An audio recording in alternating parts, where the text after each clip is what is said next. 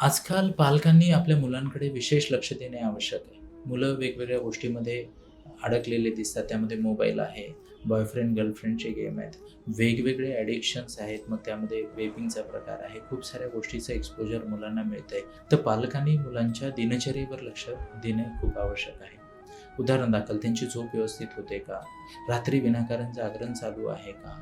किंवा त्यांचा academic performance एकदम घसरत आहे का? किंवा ज्याला म्हणतो ना अचानक चिड-चिड करणे किंवा मूळ स्वभावामध्ये काही बदल होत आहेत का? अशा खूप साऱ्या गोष्टी आहेत ज्याच्याकडे पालकांनी लक्ष दिलं पाहिजे.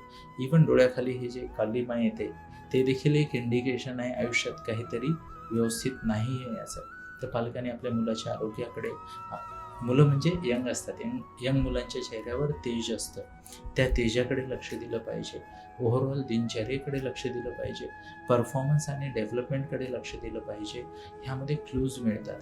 काही ना काही तणाव असेल तर ह्या गोष्टी बिघडतात. मग चिडचिड होते, राग येतो, डिस्कनेक्ट करतात मुलं, एकटी राहतात, पालकांपासून दूर जातात आणि इथे कुठेतरी मग त्यांना मदतीची गरज आहे असं आपण म्हणू शकतो.